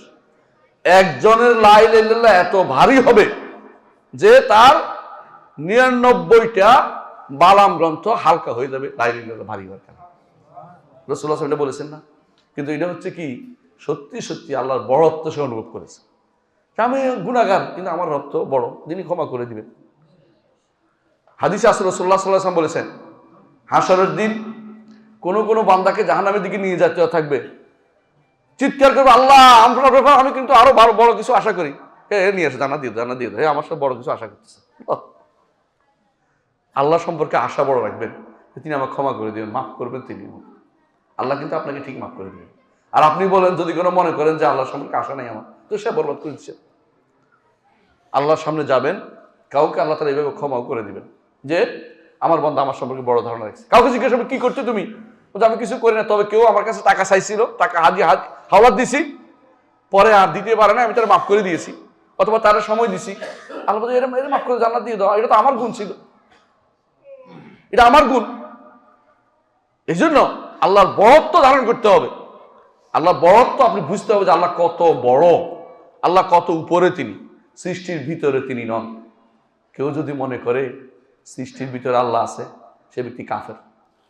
কেউ যদি মনে করে যে আল্লাহর ভাইয়ে সিজদা করে, সে ব্যক্তি কাফের। কেউ যদি মনে করে আল্লাহর কুদরতি ভাইয়ে সিজদা করে, সে ব্যক্তি ফাসেক। আল্লাহ তাআলা কোথায়? আরশের উপর। তিনি আরশের উপর থেকেও আমাদের সামনে। যে কোনো ছোট জিনিস বড় জিনিস সামনে থাকে। একটা পিঁপড়া যদি এখানে ফেলেন আপনার সামনে, আমি উদাহরণ দিচ্ছি আল্লাহর জন্য না, আমার যে বোঝার জন্য, পিঁপড়া যতই লাফালাফি করুক, চিৎকার করুক, উপর দিন ইসলামুক, আপনার বাইরে চলে যেতে পারবে? বুঝেন কিনা? খুব বড় জিনিসের সামনে ছোট যতগুলি থাকুক না কেন, এগুলি কি ক্ষুদ্রই থাকে, এগুলো সামনেই থাকে। মালাকুল মৌতের উদাহরণ দিই আমি। মালাকুল মৌত মালাকুল মউতের সামনে পৃথিবীটা একটা ডালার মতো, এই ডালা আছে না, এই প্লেটের মধ্যে সারা পৃথিবীর সব মানুষ, সব সৃষ্টিকুল প্লেটের মধ্যে, যার ইচ্ছা তারে মারে, যার ইচ্ছা তারে এটা করে। খাবার যেমন বাঁচেন আপনারা, মাছ বাঁচেন না, মেয়েরা মাছ বাঁচে, মালাকুল মউত এইভাবে বাঁচে, কোথাও দৌড়াইতে হয় না তার। আপনি মনে হচ্ছে মালাকুল মউত কেমনি এতটা করে, কেমনি না, আপনি জানেন না কত বড় এটা। এক একটা ফেরেশতা কত বড় জানেন কিনা? আল্লাহর আরশ বহনকারী একজন ফেরেশতা, তার কানের লতি থেকে কান পর্যন্ত এতটুকু দূরত্ব হচ্ছে 700 বছরের রাস্তা। কিসের 700 বছর? পাখির, একটা দ্রুত চলা পাখির 700 বছরের, উড়ন্ত পাখির 700 বছর সফর করলে এইটার এটুকু জায়গা সফর করতে পারবে। এটা উনি কত বড় আল্লাহ জানে, উনি ছাড়া কেউ জানে কত বড় হইতে পারে। এটা আমার নবী বলেছেন, আমি নিজে থেকে একটু বলছি না, হাদিস ওই হাদিস দিয়ে বলতেছি। তাহলে আল্লাহর সৃষ্টি এগুলি এত বড় এক একটা। তারপরে আল্লাহর আরশ কত বড় কেউ জানে না, এরা বহন করে আছে আরশটাকে। আরশ বহন করার ক্ষমতা আল্লাহ দিয়েছে, এই নয় যে আল্লাহকে বহন করছে আমরা বলি নেই। আরশের উপরে আল্লাহ, আরশের ভিতরে না, এগুলো আমরা বলি না। কিন্তু এগুলি যদি বিশ্বাস না করতে পারেন আপনি, ইমান কিন্তু ঠিক হয়নি। ইমান ঠিক হইতে হলে এগুলি লাগবে আগে। যত বেশি আল্লাহ সম্পর্কে জানবেন তত বেশি আপনার ইমান পরিশুদ্ধ হবে। কিন্তু আমাদের সম্পর্ক হচ্ছে আমরা আল্লাহ সম্পর্কে জানি না। আল্লাহ সম্পর্কে জানাবে এই সমস্ত মসজিদগুলিতে, মাদ্রাসাগুলো হচ্ছে, এই মাদ্রাসাগুলো ইনশাআল্লাহ আল্লাহ সম্পর্কে জানাবে। সন্তানদেরকে আল্লাহ সম্পর্কে না জানাইলে আপনারও কোনো লাভ নাই। হ্যাঁ, বৃদ্ধাশ্রমে পাঠিয়ে দিবে আপনাকে, আল্লাহর ভয় নাই তার মধ্যে, সে তো বুঝেই নাই কিছু, সে আপনাকে কোনোদিন দেখবে না, শুনবে না। আল্লাহর ভয় থাকলে সে কিন্তু আপনার সাথে কথা বলতে সাবধানে বলবে, আপনিও সাবধানে কথা বলবেন, প্রতিটা কথা মেপে বলবেন। আপনি যদি কোনো ইয়াতে যান, বড় সমাজে যান, ধরেন রাষ্ট্রপতির কাছে গেলেন, সেখানে গিয়ে কি আজেবাজে কথা বলবেন? আপনি কি সাবধান, আমার যে বোকামি ধরা বেড়ে যাবে, আমার যে উল্টাপাল্টা ধরা বেড়ে যাবে, কথা বলতে সাবধানে, খুব সুন্দর করে একটা কথা বলবেন যাতে বোকামি ধরা না পড়ে। আল্লাহর সামনে আপনি যেভাবে ইচ্ছা কথা বলবেন তা তো হইতে পারে না। আল্লাহর সামনে কথা বলেন, সালাতের মধ্যে মেপে বলতে হবে, আল্লাহ যেটা বলছেন এটা বলতে হবে, হুঁশ করে বলতে হবে। যখনই বলেন মনে করবেন আমার রব কিন্তু আমার কথার উত্তর দিচ্ছেন, আমার রব দেখতেছেন, আমি যা করি তা দেখতেছেন। দুনিয়ার বুকে যত বাগাড়ম্বর করি আমি কিন্তু পার পেতে পারবো না, আমি বের হইতে পারবো না। কথা কি বুঝাতে পারছি? এরপর আল্লাহ তাআলা কি বলছেন দেখেন, হুয়াল আলিয়্যুল আযীম, লা ইকরাহা ফিদ্দীন। দিন দিয়েছেন দুনিয়াতে, ইসলাম একমাত্র দিন, কিন্তু কাউকে মানতে বাধ্য করা হয়নি, দাওয়াত দিতে বলেছে। কথা বুঝছেন কিনা? দাওয়াত দিছে, না মানলে তুমি শরিয়া মোতাবেক যেটা হবে সেটা হবে। রাষ্ট্র তোমার সাথে যুদ্ধ করবে, অথবা তোমার জিজিয়ে দিতে হবে, নইলে তোমাকে যুদ্ধ করতে হবে, দুইটার একটা, নইলে তোমাকে ঈমান আনতে হবে, তিনটার একটা তোমার আছে। কিন্তু আমার দায়িত্ব হচ্ছে দাওয়াত দেয়া, আমার দায়িত্ব মারামারি না, এটাও বুঝতে হবে। আমার দায়িত্ব সুন্দর করে দাওয়াতটা পৌঁছে দেয়া। উদউ ইলা সাবিল রাব্বিকা বিল হিকমাতি ওয়াল মাউইযাতিল হাসানা ওয়াজাদিলহুম বিল্লাতী আহসান। আমার দায়িত্ব হবে সুন্দর করে দাওয়াতটা পৌঁছে দেয়া এদের কাছে, ইসলামকে তুলে ধরা। সে যদি ঈমান আনে আমার লাভ, ঈমান না আনলে আমার লাভ নাই। না লাভ আছে? লাভ আছে। ঈমান না আনলেও আমার লাভ আছে।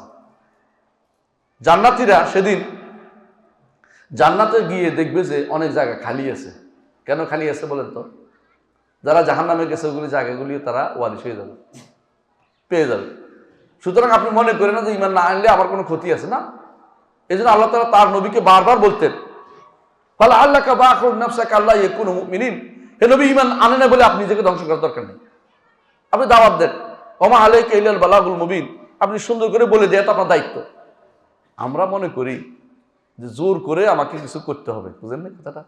একটা বিশাল গোষ্ঠী মনে করে যে আমার ক্ষমতা না থাকলে তো আমার কথা শুনবে না কেউ। ক্ষমতা দিয়ে শোনানো তো ইসলাম বলেনি। ক্ষমতা দিয়ে শোনাতে বলছে কাকে বলেন তো? ক্ষমতাসীন যারা তাদেরকে। আমাকে বলছে বিল হিকমাতি ওয়াল মাউইযাতিল হাসানা ওয়াল জিদাল বিল্লাতী আহসান। যাদের তিনটা জিনিস, হিকমতের সাথে, প্রজ্ঞার সাথে বুঝিয়ে, উত্তম উপদেশের সাথে, আমি যেমন বলতেছি আপনাদের উত্তম উপদেশ, অথবা জিদাল বিল্লাতী আহসান, যেমন আমার সাথে কেউ আকীদা নিয়ে তর্ক করলে আমি সুন্দর করে বুঝিয়ে দিই। এর বাইরে আমার দায়িত্ব আল্লাহ দেন নাই। আল্লাহ দায়িত্ব দিয়েছেন রাষ্ট্রপ্রধানকে, তার দায়িত্ব আল্লাহ ধরবেন, ছাড়বেন না। ডিসি সাহেবকে দিয়েছেন দায়িত্ব, তার ধরবেন যে এই এলাকায় শিরিক হচ্ছে, উনি চুপটি মেরে বসে থাকলে কাজ হবে না। দায়িত্ব পাইছেন কি জন্য? ওই এসপি সাহেবকে ধরবেন, আপনার এলাকা হাউজি হয়েছে, আপনি চুপ ছিলেন, আপনার এলাকায় শিরিক হয়েছে, আপনি কিছু বন্ধ করেন নাই, আমার তো দায়িত্ব নেই, আমার দায়িত্ব বলা পর্যন্ত। আমার দাসকর্তা নেই, আলহামদুলিল্লাহ। আপনি যে শুধু পরিবারের আপনার দায়িত্ব আছে, আল্লাহ বলছেন কু আনফুসাকুম ও আহলিকুম নার, নিজে বাঁচাও পরিবার বাঁচাও। কবরে গেলে আপনারই জিজ্ঞাসা করবে আলাদা, পরিবারের জিজ্ঞাসা আপনাকে আর করবেন। কিন্তু পরিবারের যে হক আদায় করে না, আমানত সম্পর্কে জিজ্ঞাসা করা, বাবা তোমার আমানতের খেয়াল করেছে কিনা জিজ্ঞাসা করো। আমানত সম্পর্কে জিজ্ঞাসা করা, যদি পরিবার তো আমানত ছিল আপনার কাছে। কিন্তু যদি রাষ্ট্রীয় ক্ষমতা একটা আমানত, চাকরিও একটা আমানত, ডাক্তার সাহেবরা আমানত কিসের উপরে? রোগীর উপরে। জেনে শুনে যদি কোনো তিনি খারাপ ওষুধটা লেখেন, জিজ্ঞাসা করা হবে, জিজ্ঞাসা করা হবে, কথা বুঝছেন কিনা? এটা আমানত, এগুলো জিজ্ঞাসা করা হবে। কিন্তু উনি যদি কোনো ঘরে থাকতেন, পড়ালেখা করতেন, পড়েন নাই, ঘরে থাকতেন, ওইটা জিজ্ঞাসা করা হবে না যে তুমি অমুকে কেন ওইটা লিখছে, অমুকেরটা তোমার দায়িত্ব দিবে, এটা দিবে না। আল্লাহ তাআলা এটা করেন না। লা তাজরু ওয়াজরাতুন উযরা উখরা, একজনের বোঝা আরেকজন বহন করবে না, একজনের বোঝা আরেকজন বহন করবে না। যে ব্যক্তি কম দায়িত্ব আছে সে ব্যক্তি বহুত শান্তিতে আছে। এই কম দায়িত্বটাই পালন করেন না, নিজের শিরক থেকে বাঁচেন, কুফর থেকে বাঁচেন, নেফাক থেকে বাঁচেন। নিজে এগুলো যদি বাঁচতে পারে আপনি সেরা। পরিবারকে বাঁচান। প্রত্যেকটি মানুষ যদি নিজে বাঁচার পরিবার বাঁচায়, দেখবেন দেশ শান্তি সুন্দর হয়ে গেছে। আপনি প্রত্যেকটি মানুষ দেখেন, প্রত্যেকে আমরা একটা পরিবারের অংশ। প্রত্যেকটি মানুষকে আপনি যদি বলেন যে আমি নিজে বাঁচি, পরিবার বাঁচি, দেখবেন যে সুন্দর একটা দেশ হয়ে গেছে ইতিমধ্যে, সুন্দর একটা দেশ। একটা পরিবারে অনেকে খুশি হয় কেন? যে ওই পরিবারে আমার যেন আসা যাওয়া থাকে, কারণ তারা ভালো মানুষ, কারণ আপনি ভালো মানুষ করে দেখান। এই জন্য প্রত্যেকের দায়িত্ব বুঝলেই কিন্তু আপনি বুঝবেন যে কোথায় আপনার কাজটা করা দরকার। যে ব্যক্তি বেশি দায়িত্ব নিয়েছে তার জবাবদিহি বেশি করতে হবে, বেশি দায়িত্ব নিলে। আবু হানিফা রাহমাতুল্লাহ নাম শুনেছেন, ইমাম, কোনো সন্দেহ নেই। তাকে বিচারক হইতে দেওয়া হয়েছে, বিচারক হন নাই, রাজি হন নাই। কেন? দায়িত্ব বেশি নিতে হবে। দায়িত্ব নিব কেন? ওর গুণার দায়িত্ব আমি নিব কেন? ওর বোঝা আমি বহন করবো কেন?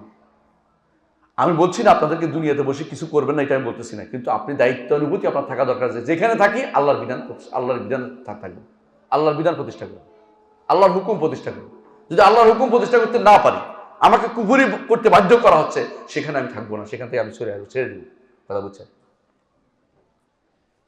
আমার সন্তান যখন পাশ করলো ঢাকা ইউনিভার্সিটিতে আইন থেকে, তো বাড়িতে গিয়েছিলাম, গল্পটা বলছে বোঝার জন্য। আমার বাবা বলতেছে, উনি আবার আলেম দিন ছিলেন, বলতেছে যে আপনি, আমার ছেলেরা বলতেছে, আপনি যে সমস্ত আল্লাহ বিরোধী আইন হবে এগুলি ঠেলে দিবেন, এগুলি বিচার করবেন না, আরেকজনকে দিয়ে দিবেন। মানে বুঝাচ্ছে, চিন্তা করতেছে আমার বাবা যে এই ছেলে তো জজ হয়ে যেতে পারে হয়তো। বুঝছেন কথাটা? বুঝছেন কথাটা? তো আমি বললাম যে বাবা, আরেকজনের দিলে কি জায়েজ হয়ে যাবে? ওই জন্য তো হারামটাই করবে। না, আমি চিন্তা করতেছি এদের জাজ হইয়া যা বলছি, ওরা জিজ্ঞাসা করেন না। ও বলছে না, আমরা এগুলো হইব না, আলহামদুলিল্লাহ। এই চিন্তা আমাদের নাই যে আমরা জজগিরি করব। আল্লাহ বিরোধী আইন দিয়ে জজগিরি করা জায়েজ আছে না, শরীয়তের অনুমোদন করে না। আপনি যদি কোনো আল্লাহর বিধান প্রতিষ্ঠা করার কোনো স্বাধীনতা না থাকে, আপনি যাবেন কেন ওখানে? অনেক করতে লোক কেউ যাবে, যে অন্যায় করতে হারাম জাহান্নামে যেতে সে যাবে, নইলে পরিবর্তন করতে বাধ্য হবে। কথা কি বুঝছেন কিনা? আপনি যদি বলেন যে সবাই যদি আমরা সিনেমা হলে না যাই, সিনেমা হলটা কে চালাবে? এরকম কথা হইলো? সিনেমা হল চালানোর কি দরকারটা আমার? কথা বুঝছেন কিনা? হারামটাকে আমার চালানোর কি দরকার? হালাল করে দেন, আমি চালাবো। এটাকে শিখতে হবে আমাদেরকে। কিন্তু তাই বলে নিজে হাতে আইন তুলে নিতে আমি বলছি না, কিন্তু আমাকে ইমান জানাতে হবে মানুষকে। এটা বেশিরভাগ মানুষই ইমান কিসে যায় এটা জানে না, ইমান কিভাবে হয় এটাও জানে না, ইমান কিভাবে যায়, কিভাবে চলে যায় এটাও জানে না। ইমান যদি হইতে হয়, এক নম্বর হচ্ছে ইমানের অর্থ জানতে হবে। ইমান অর্থ কি? স্বীকৃতি দেয়া, স্বীকৃতি দেয়া। বেশিরভাগ মানুষই ইমান অর্থ বিশ্বাস করে। আমি ভাইবা নিচ্ছিলাম ছাত্রদের, যেটা জিজ্ঞাসা করে বিশ্বাস, যেটা জিজ্ঞাসা বিশ্বাস।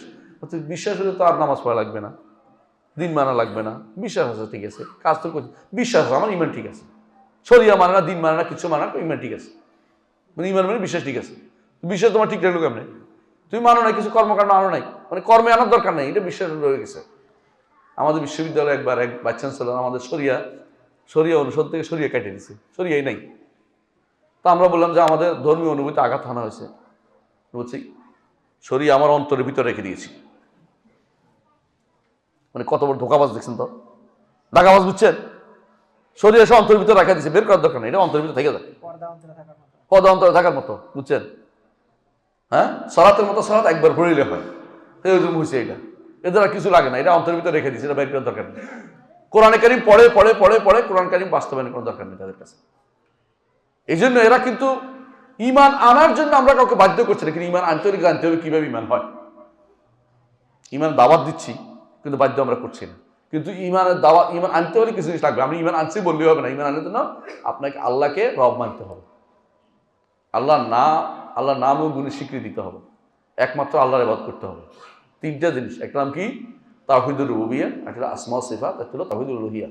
এই তিনটা জিনিস ছাড়া কোনো ব্যক্তি ঈমানদার হতে পারে না।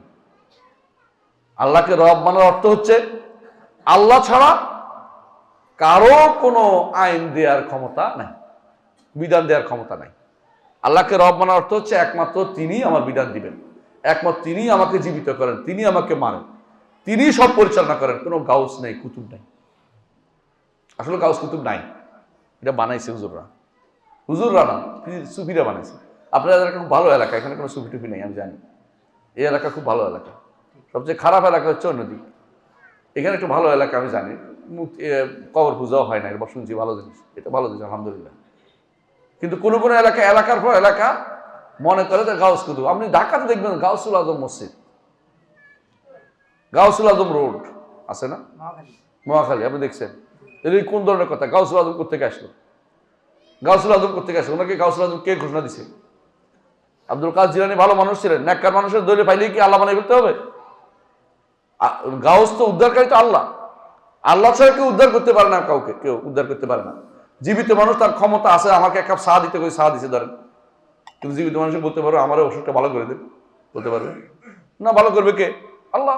ওয়াইজা মারিদতু ফাহুয়া ইয়াশফিন, যখন আমি অসুস্থ হই তিনি আমাকে আরোগ্য দান করেন, আর কেউ আমাকে আরোগ্য দিতে পারে না। ঈমানদার এটা বিশ্বাস করে। ঈমান আনার জন্য কয়টা বলছি?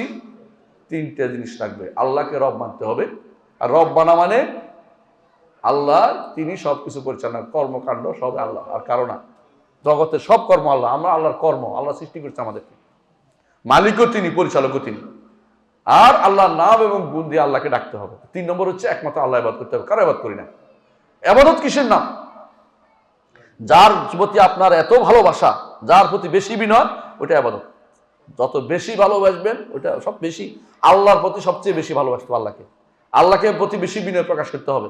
আল্লাহর চেয়ে অন্য কাউকে বেশি ভালোবাসলে, আল্লাহর চেয়ে অন্য প্রতি বেশি বিনয় প্রকাশ করলে আপনি শিরিক করতেছেন, আপনি আল্লাহর ইবাদত করতেছেন না, ওইটার ইবাদত করতেছেন। কথা বুঝছেন? কাপড়ের ইবাদত হয়, পুতুলের ইবাদত হয়, মূর্তির ইবাদত হয়, চাকরির ইবাদত হয়, ফুটবলের ইবাদত হয়, বউর ইবাদত হয়, স্বামীর ইবাদত হয়, চাকরিরও হয়, এমনকি দায়িত্বের ইবাদত হয়। ইবাদত কেন? এটাকে বেশি আপনি গুরুত্ব দিচ্ছেন, আল্লাহর বিধানের কোনো গুরুত্ব আপনার নাই, গুরুত্ব হচ্ছে ওইটার। তাহলে বোঝা গেল আপনি কি ওইটার ইবাদত করতেছেন। আপনি কথা বুঝতে পারছি? এই জন্য ঈমানটাকে ঠিক করতে হলে অবশ্যই আপনাকে ঈমান ঠিক করতে হলে আপনাকে জানতে হবে যে ঈমান কিভাবে হয়, ঈমান কিভাবে যায়। ঈমান যায় অনেকগুলো কারণে। ঈমান যায় যদি কোনোটাকে আপনি মুখে অস্বীকার করেছেন, অন্তরে অস্বীকার করেছেন, কোনোটার প্রতি অবজ্ঞা প্রকাশ করেছেন, কোনোটাকে আপনি হেয় করেছেন, ঠাট্টা করতে করতে বলছেন, সবগুলোতে ঈমান কিন্তু চলে যায়। কোরআনে কারীম সবগুলো দলিল আছে, আমি লম্বা করছি না, এইটা ঈমান চলে যায়। কিন্তু জগতের বুকে মানুষ, বেশিরভাগ মানুষই আল্লাহর উপর ঈমানটাকে ঠিক রাখতে পারে না। কেন? দ্বিতীয় একটা জিনিস আছে। ঈমান হতে হলে ঈমান বিরোধী জিনিসটাকে আগে অস্বীকার করতে হয়। এটাকে বলে আত্তাহলিয়া কাবলা তাহলিয়া। নেয়ার আগে, কোনো কিছু নেয়ার আগে পেট পরিষ্কার করেন। আপনি খাবার আগে পেটের ভিতরে যদি কোনো ময়লা থাকে কি হবে? পেট খারাপ করবে। আগে পেট থেকে সাফ করতে হবে পুরোপুরি। এই যে আল্লাহ তাআলা বলছেন, এই যে আল্লাহ পরিচয় দিয়ে বলছেন লা ইকরাহা ফিদ-দীন কাদ তাবায়্যানা আর-রুশদু মিনাল গাই, সত্য এবং মিথ্যা প্রকাশ পেয়ে গেছে। ফামান ইয়াকফুর বিত-তাগুত ওয়া ইউমিন বিল্লাহ ফাকাদ ইসতামসাকা বিল-উরওয়াতিল উসকা।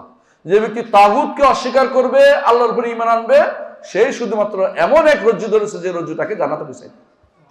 সুতরাং কি হইতে হবে? তাগুতকে অস্বীকার করতে হবে। তাগুত কাকে বলে? তাগুত কাকে বলে শিখতে হবে আপনাদেরকে। হ্যাঁ, এটা কিন্তু শিখা দরকার। তাগুত হচ্ছে, এটা এতক্ষণ ধরে কেন বলছি অন্যটা, এটা তাগুত বোঝানোর জন্য।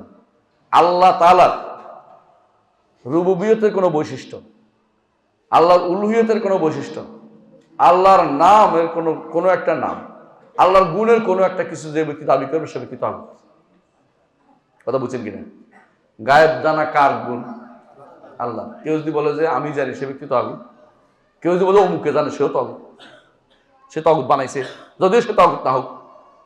সবচেয়ে ক্ষমতাধর সত্তাকে আল্লাহ, ক্ষমতা সত্তা আল্লাহ না। এখন যে কেউ যে বলে গাউস উদ্ধারকারী ক্ষমতা অমুকের, তাহলে সে কিন্তু নিজে দাবি করলে নিজে তাগুত, আরেকজনের জন্য বলে সেটা তাগুত, সে বানাইছে, সে নাও হইতে পারে ব্যক্তি। কথা বুঝাতে পারছি? আপনি যেটাই করেন, আল্লাহর রুবুবিয়তের যত বৈশিষ্ট্য আছে, আসমা সিফাতের যতগুলি নাম আছে, গুণ আছে, আল্লাহর উলুহিয়তে ইবাদতের যত এলিমেন্টস আছে, এগুলি কেউ যদি নিজের জন্য বা কারোর জন্য দাবি করে সে ব্যক্তি তাগুত। সহজ হিসেবে বুঝেন, কেউ যদি বলে আমি আইন করে দেব, নারী পুরুষ সমান করে দেব, নারী পুরুষ সমান করে দেব, বাবার সম্পত্তিতে নারী পুরুষ সমান করে দেব, যে ব্যক্তি এটা বলবে সে ব্যক্তি কি? তাগুত। সে ব্যক্তি তাগুত। কেউ যদি প্রস্তাব দেয় সে ব্যক্তি তাগুত, এটা কারণ আল্লাহর বিধানকে পরিবর্তন করছে সে। যে ব্যক্তি বাস্তবায়ন করবে সেও তাগুত, যে ব্যক্তি অর্ডার দিবে সেও তাগুত, কারণ সে এটা করতেছে। অর্থাৎ আল্লাহর বৈশিষ্ট্য বুঝে দেখেন, আল্লাহর রুবুবিয়তের বৈশিষ্ট্য, অথবা নাম ও গুণের বৈশিষ্ট্য, অথবা উলুহিয়ত ইবাদতের বৈশিষ্ট্য, ইবাদত যে কোনো একটা ইবাদত দাবি করছে, যে আমাকে সিজদা করে কে বললো, সে ব্যক্তি তাগুত। ও মুখে সিজদা করো বানাইলো তার জন্য, সে একটা তাগুত বানাইছে। একটা যদি কোনো কি বানায়, মাজার বানাইছে যেখানে সবাই মিলে সিজদা করবেন, সে তাগুত বানাইছে। হয়তো মাজারওয়ালা তাগুত না, কিন্তু সে বানাইছে এটা, কি বানাইছে? এইটাকে তাগুত বানাই ফেলেছে। কথা বুঝতে পারছি? কেউ যদি আল্লাহর কোনো কিছু কেউ নিজের জন্য বা অন্য কারোর জন্য দাবি করে, সে ব্যক্তি তাগুত হয়ে যাবে, সেই ব্যক্তি অথবা সেটা তাগুত বানিয়েছে। কথা বুঝছেন? কখনো কখনো মানুষ তাগুত বানায়, ব্যক্তি তাগুত না। যেমন ঈসা আলাইহিস সালাম, তিনি কিন্তু আল্লাহর নবী, কিন্তু খ্রিস্টানরা তারা তাগুত বানিয়ে ফেলেছে। যখন তারা কি বলছে যে তিনি হচ্ছেন আল্লাহ, তো তিনি আল্লাহর এক আল্লাহ বলে না তারা, তো তারা তাগুত বানাইছে, কিন্তু তিনি তাগুত নয়, তারা বানাইছে। এটা যারা বানাইছে তারা এর দ্বারা অপরাধী হবে। আপনি দেখুন দুনিয়ার বুকে যেই কাজ করে, কেউ বলে আমি গায়েব জানি, সে ব্যক্তি তাগুত। যে ব্যক্তি আমি সর্বময় ক্ষমতার অধিকারী, সে ব্যক্তি তাগুত। যে ব্যক্তি আল্লাহর বিধান পরিবর্তনের বিধান নিজে দেয়, সে ব্যক্তি তাগুত। কারণ আল্লাহর বিধান দেওয়ার জায়গা দখল, যে বিধান হচ্ছে আল্লাহর বিধান, আল্লাহর হুকুম হচ্ছে আল্লাহর গুণ, আর হাকাম হচ্ছে আল্লাহর নাম। আল্লাহর নামের জায়গা দখল করছে, হুকুম দখল করছে সে। যে ব্যক্তি নিজের জন্য দাবি করবে, অন্য কারোর জন্য আল্লাহর কোনো রুবুবিয়ত বা উলুহিয়ত বা আসমা সিফাতের বৈশিষ্ট্য দাবি করে, সে ব্যক্তি তাগুত। সহজে বুঝে নেবেন এটা, তাহলে দেখবেন যে আপনি তাগুত চিনে গেছেন। আর যে ব্যক্তি অন্যায়ের পার্থক্য কোথায়? একজনে দাবি করে নাই, অন্যায় করে যাচ্ছে, সে ব্যক্তি গুনাহগার, সে ব্যক্তি মুশরিক বা কাফের। কিন্তু আমি বাগড়ম্বর, আমি এটা করে দেব। গত সরকার আমি শুনেছি একজন বলছিল আমি নারী পুরুষকে সমান করে দেবো আইন করে, সে ব্যক্তি তাগুত বলেছে। কত বড় কত বড় আল্লাহর বিধান পরিবর্তন করতে চায় তারা। যারা এটা করবে তারা তাগুত, কোনো সন্দেহ নেই। যে করবে এরকম, যে ব্যক্তি যেই হোক না কেন, সে তাগুত হয়ে যাবে। কেন কেন বলেছে কাব ইবনে আশরাফ তাগুত জানেন? কাব ইবনে আশরাফ ইহুদি একটা, এই মুনাফিক একটা কি করছে, রাসূলের কাছে আসছে বিচার চাইতে। তার বিচারটা পছন্দ হয়নি, সে গেছে কাব ইবনে আশরাফের কাছে বিচার করতে। আল্লাহ তাআলা তখন কিন্তু তাকে জানিয়ে দিলেন যে কোন আয়াত নাযিল করেছেন, ইউরিদুনা আন ইয়াতাহাকামু ইলা তাগুত। কেন তাগুত বলছে কি আল্লাহ বিরোধী আইনি বিচার করবে? বুঝলেন না কথাটা? সে তো আল্লাহর আইনি বিচার করবে না, আল্লাহর রাসূলের আইন নিতে পারে নাই। ফালা রাব্বিকা লা ইউমিনুনা হাত্তা ইউহাক্কিমুকা ফীমা শাজারা বাইনাহুম সুম্মা লা ইয়াজিদু ফী আনফুসিহিম হারাজাম মিম্মা কাদাইতা ওয়া ইউসাল্লিমু তাসলিমা। তাহলে তাগুত আপনি বুঝতে পারবেন কখন তাগুত হয় আর কখন গুনাহগার হয়। যে ব্যক্তি দাবি করে না, অন্যায় করে যাচ্ছে, সে ব্যক্তি কি? গুনাহগার। আর যে ব্যক্তি পরিবর্তন করে দিচ্ছে ইচ্ছা করে জেনে বুঝে, সে ব্যক্তি তাগুত। অথবা পরিবর্তন করতে বলতেছে আরেকজনের পরিবর্তন, সেটাও তাগুত হচ্ছে। আরেকজনের করে দেওয়ার জন্য সে করে দিচ্ছে, বানাচ্ছে, সে তাগুত বানাচ্ছে। সে দুনিয়ার বুকে তাগুতের অভাব নেই।